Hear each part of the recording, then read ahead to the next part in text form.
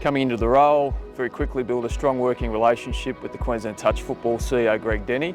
And as we got to chatting, we saw that we had similar challenges and also spoke through some opportunities. So we decided to formalise the partnership. And over the next 3 years, the plan is to grow the games together, create some efficiencies, and as a joint force, make sure that rugby league's a dominant sporting code in Queensland.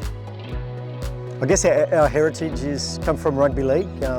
First game was played back in '73, formed by the Queensland Rugby League at the time, and I guess this partnership just cements us working together for mutually beneficial outcomes in the future. So it's pretty exciting.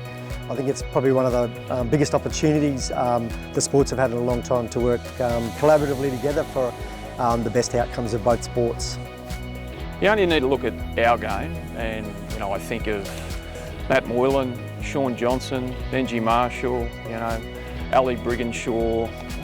I think Sandon Smith from the Roosters has got a strong touch football background. It's the similarities between the game and the type of footballers that come out of touch into the full contact game, I think are great for our product. So as we work closer together, I think you'll see the crossover happen more often. The other thing is that not every kid is ready to play the full contact version of the game at every stage of their development. And so if they opt out of the full contact, they've got a safe place to land, they continue to grow, evolve, develop, and when they're ready, come back to us. And likewise, we've got guys that age out of the full contact version that want to remain competitive and social. They've got an option to go to. Together as a united force, I just think we can do some really, really good things together. I love touch football because I get to play with family and friends and I get to have a bit of fun, whereas rugby league you can't really switch off and have too much fun there, it's pretty competitive. So I like both sides, socialising at touch and the competitiveness of rugby league. The ripe old age of 44, still run around, play both social and also competitive, open mixed at the minute. Got a few of my mates in the 40s that want me to go back and play my own divisions, but certainly loving the game and what it provides, in terms of fitness, fun, and just still able to hone your skills, with the football. Dad always said you can work on your skills at touch football, so it was something that in rugby league you needed to catch and pass. So the more I played touch, the better I was at rugby league because I was a dummy half.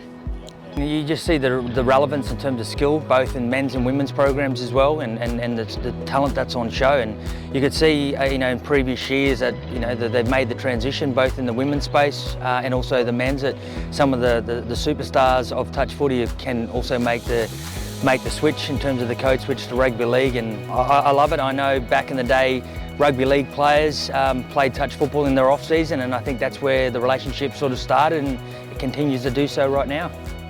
The Australian Rugby League Commission absolutely believes that there is strong growth for our game and for touch right across Australia, and this partnership goes to the heart of how so many of our players often play both forms of the game.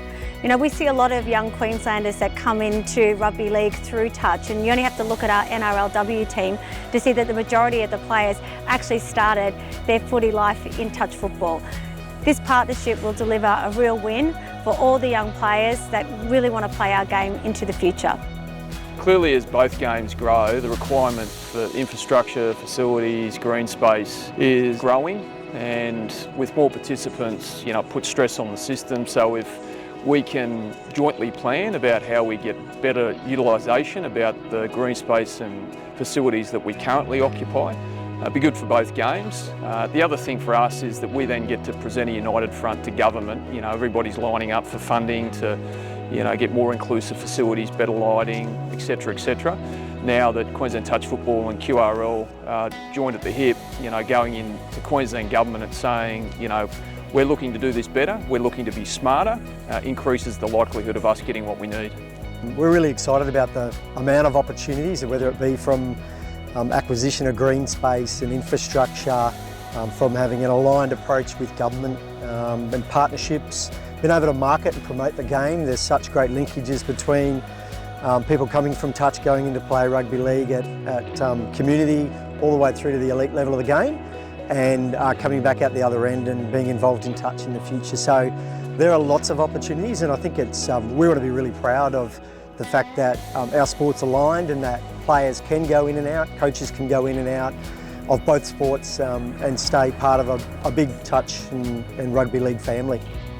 Formalising what's already been a strong relationship, I just think is the icing on the cake, effectively.